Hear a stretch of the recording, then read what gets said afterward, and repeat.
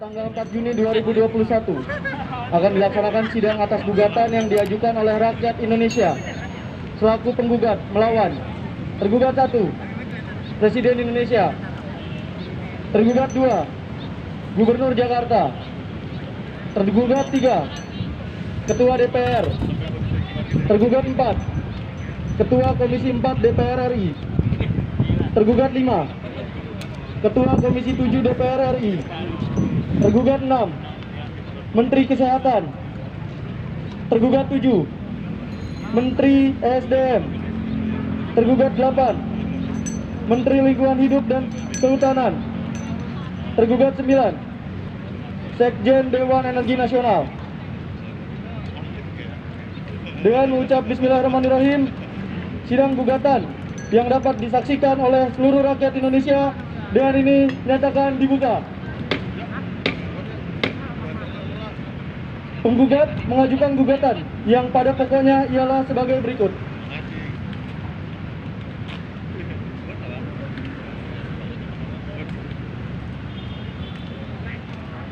Permasalahan lingkungan hidup di Indonesia. Permasalahan lingkungan hidup di Indonesia semakin mengkhawatirkan dari tahun ke tahun. Hal tersebut tidak hanya berdampak pada kesehatan dan kesejahteraan masyarakat, permasalahan lingkungan juga mengakibatkan kerugian bagi negara. Bahkan, kerusakan lingkungan hidup akan mengancam masa depan dan generasi yang akan datang. Permasalahan lingkungan hidup yang terjadi saat ini pun dapat dikategorikan sebagai pelanggaran hak asasi manusia. Karena abainya pemerintah dalam menjamin hak atas lingkungan hidup yang baik dan sehat. Konstitusi telah menjamin hak tersebut. Bahkan Undang-Undang Hak Asasi Manusia menyatakan hak tersebut bagian dari HAM paling fundamental. Kegentingan masalah lingkungan hidup dan abainya pemerintah dalam memenuhi hak lingkungan hidup yang baik dan sehat pun tidak direspon dengan langkah konkret untuk menyelesaikan masalah tersebut. Sebaliknya, pemerintah justru mengeluarkan kebijakan-kebijakan yang tidak pro terhadap lingkungan. Misalnya, UU Cipta Kerja yang justru memperlemah perlindungan lingkungan hidup, UU Minerba yang justru memberi karpet merah bagi industri batubara. Dalam hal ini, Presiden Jokowi, Menteri Lingkungan Hidup dan Kehutanan, Menteri SDM, Ketua DPR RI, Komisi 4 DPR, Komisi 7 DPR bertanggung jawab atas pengesahannya. Selain itu, kondisi iklim yang masih genting juga tidak digubris secara serius oleh pemerintah. Hal ini dapat dilihat di mana pemerintah tidak kunjung mendeklarasikan darurat iklim, padahal kondisi iklim saat ini sudah genting. Kondisi krisis iklim dan lingkungan hidup semakin parah dengan sikap pemerintah yang dalam hal ini Presiden Jokowi, Menteri SDM, Sekjen DEN, DPR khususnya Komisi 7 yang terus melanggengkan industri batubara. Bahkan hingga detik ini pemerintah belum menunjukkan sikap serius untuk melakukan transisi ke energi bersih terbarukan. Tidak hanya itu, kebutuhan dasar seperti udara bersih saja pemerintah juga abai. Saat ini Indonesia masih nyaman dengan BMW kuno yang tidak diperbarui sejak tahun 1999. Bahkan informasi kualitas udara yang representatif secara spasial masih abai dilakukan oleh pemerintah. Dalam hal ini Presiden, Menteri Lingkungan Hidup dan Kehutanan, Menteri Kesehatan, dan Komisi 4 DPR bertanggung jawab. Terutama Provinsi DKI Jakarta yang seringkali menempati urutan pertama kota dengan udara paling kotor. BMUA Jakarta dan SPKU pun masih di bawah standar.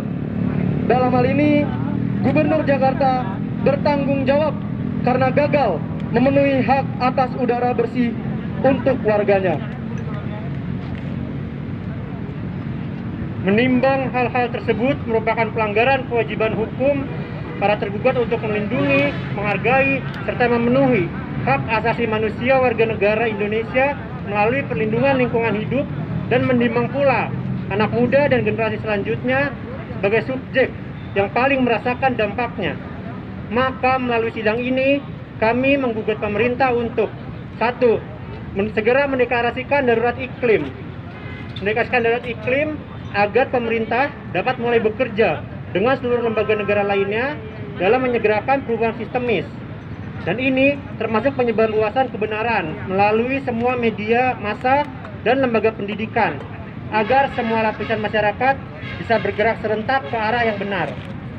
Nomor 2, mitigasi krisis iklim, yaitu dengan mencabut semua kebijakan yang merusak lingkungan seperti Undang-Undang Cipta Kerja dan revisi Undang-Undang Minerba, dan menetapkan kebijakan-kebijakan strategis yang memprioritaskan keselamatan dan kesejahteraan manusia, hewan, lingkungan hidup, dan hak generasi saat ini dan selanjutnya.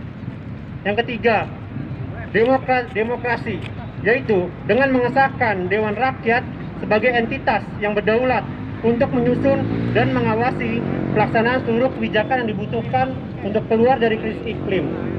Merumuskan kebijakan yang dibutuhkan akan menjadi dasar aksi yang akan dijalankan pemerintah sebagai aksi penanggulangan krisis iklim yang mengikat secara hukum dan pelaksanaannya bisa dipertanggungjawabkan dan diawasi masyarakat secara real. Atas dasar gugatan tersebut, apakah ada jawaban dari para tergugat?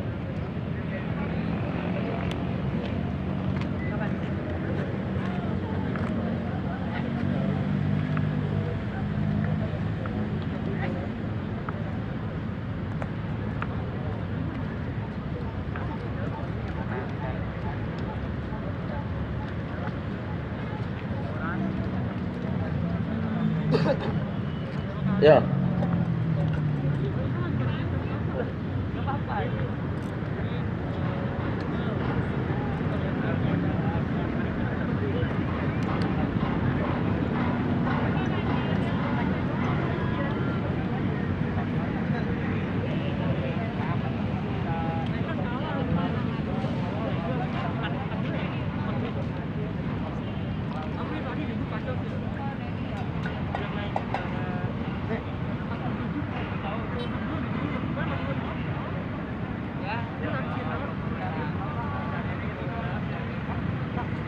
Sama rakyat Indonesia, pemerintah sudah melaksanakan kewajiban dan sudah melaksanakan tugas tanggung jawabnya dalam mensejahterakan rakyat. Hal ini sudah terwakili oleh adanya UU Cipta Kerja dan UU Minerba yang semakin mempermudah adanya investasi dan semakin memperluas pembangunan dan mensejahterakan rakyat, sehingga kesejahteraan rakyat Indonesia akan semakin ditinggikan. Terima kasih.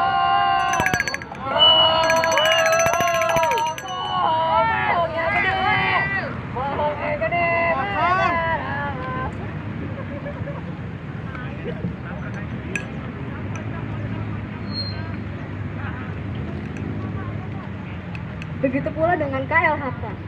Di sini kami sudah membuat kebijakan yang pro dengan krisis iklim. Kami sudah menerbitkan kebijakan netral karbon pada tahun 2070. Itu sudah sama dengan perjanjian Paris. Selamat.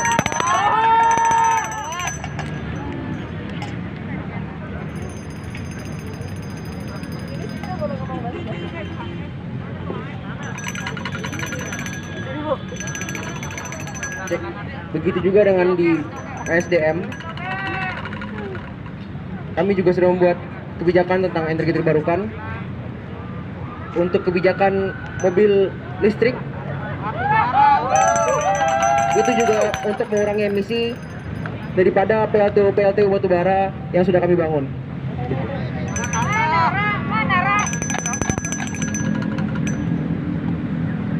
Kami DPR juga sangat pro terhadap EBT. Sekarang DPR sedang membahas RUU EBT yang akan mengakomodir energi baru dan terbarukan di Indonesia.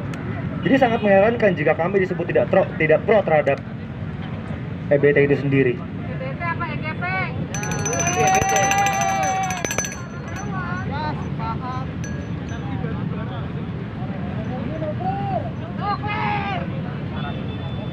Ya, kami dari Dewan Energi Nasional juga sudah pro terhadap EBT.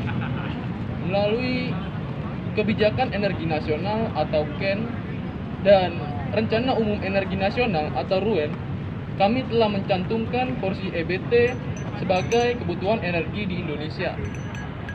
Hal ini bisa dilihat dan dibaca dalam kebijakan energi nasional yang mencantumkan atau menargetkan porsi EBT sebesar 23% pada tahun 2025. Terima kasih.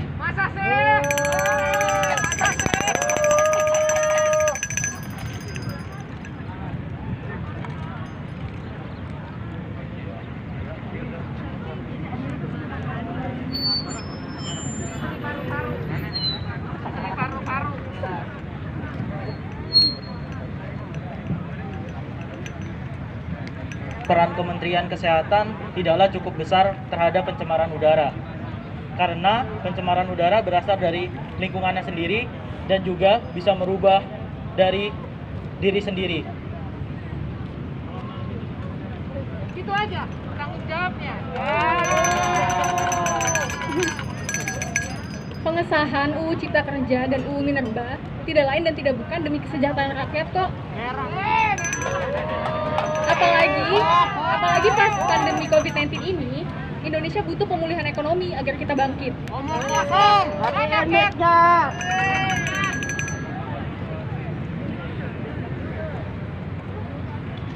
Izin hakim yang terhormat, terima kasih buat rakyat yang telah memilih saya sebelumnya.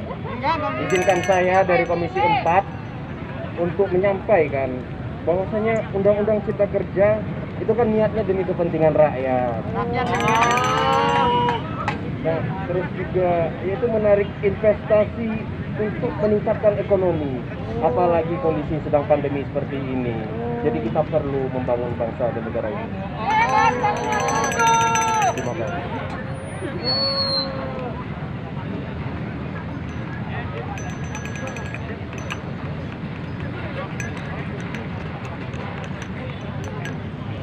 Baik, tadi kita sudah mendengar jawaban dari para tergugat.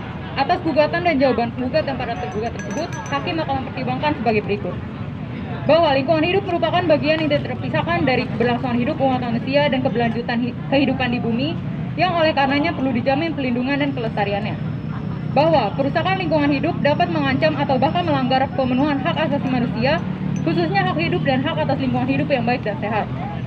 Bahwa hak hidup dan hak atas lingkungan hidup yang baik dan sehat telah dijamin dalam Konstitusi Negara Republik Indonesia, yakni pada pasal 28A dan pasal 28H Undang-Undang Dasar 1945. Hak tersebut juga telah dijamin pemenuhannya oleh Undang-Undang HAM dan Undang-Undang Perlindungan dan Pengelolaan Lingkungan Hidup, yang dengan demikian melahirkan kewajiban bagi negara atau para tergugat untuk mengelola dan melindungi lingkungan hidup yang meliputi kebijaksanaan penataan, pemanfaatan, pemeliharaan, pemulihan, pengawasan, dan pengendalian lingkungan hidup demi tercapainya pemenuhan hak asasi manusia. Bahwa negara melalui perangkat pemerintahan memiliki fungsi sebagai pemegang kendali dalam kegiatan-kegiatan pengelolaan dan perlindungan lingkungan hidup, salah satunya melalui penyusunan kebijakan dan peraturan terkait lingkungan hidup yang memastikan keberlanjutan lingkungan hidup dan perlindungannya tak hanya bagi generasi saat ini, tapi juga generasi yang akan datang. Bahwa kebijakan yang disusun oleh para tergugat dalam hal ini ialah penerbitan dan atau pengesahan Undang-Undang Cipta Kerja dan Undang-Undang Minerba telah menyebabkan terbatasnya hak-hak publik untuk berpartisipasi dalam perlindungan dan pengelolaan lingkungan hidup, sebagaimana dijamin oleh Undang-Undang Perlindungan dan Pengelolaan Lingkungan Hidup, dan juga melahirkan ancaman kerusakan lingkungan yang didasarkan oleh kebutuhan ekonomi, yang mana hal tersebut kemudian juga melanggar hak rakyat atau kehidupan dan lingkungan hidup yang baik dan sehat. Bahwa tidak diperbaruinya baku mutu udara ambien sesuai temuan sains terbaru menunjukkan bahwa para tergugat telah gagal untuk mengendalikan pencemaran dan polusi udara, sehingga menyebabkan berbagai kerugian seperti ISPA, memperpendek angka harapan hidup, dan berbagai penyakit, dalam yang mana mengancam hak rakyat atas lingkungan hidup yang baik dan sehat, yang di dalamnya juga tercakup hak atas kesehatan. Bahwa Indonesia sebagai salah satu negara peserta Perjanjian Paris, di samping kewajibannya untuk menjamin hak asasi manusia warga negaranya, juga memiliki kewajiban untuk menurunkan emisi. Target penurunan emisi Indonesia yang tidak sejalan dengan penurunan suhu bumi di bawah 1,5 derajat Celcius, sebagaimana disepakati dalam Paris Agreement, merupakan bentuk pelanggaran kewajiban yang dilakukan oleh para tergugat. Penyusunan kebijakan yang tidak memprioritaskan upaya mitigasi perubahan iklim ini juga mengancam perlindungan dan pemenuhan hak asasi manusia warga negara Indonesia, sebab dampak perubahan iklim mengancam hak hidup generasi saat ini dan generasi yang akan datang. bahwa untuk pemenuhan kebutuhan ekonomi harus diimbangi dengan pemenuhan hak asasi manusia serta jaminan akses manfaat bagi masyarakat. Dengan demikian, tidak dapat dibenarkan apabila kebijakan-kebijakan yang dibuat oleh para tergugat dapat dilakukan hanya atas dasar kepentingan ekonomi, mengingat ekonomi dan lingkungan hidup memiliki interdependensi. Terima kasih sudah menonton channel kami. Jangan lupa like, subscribe, and comment.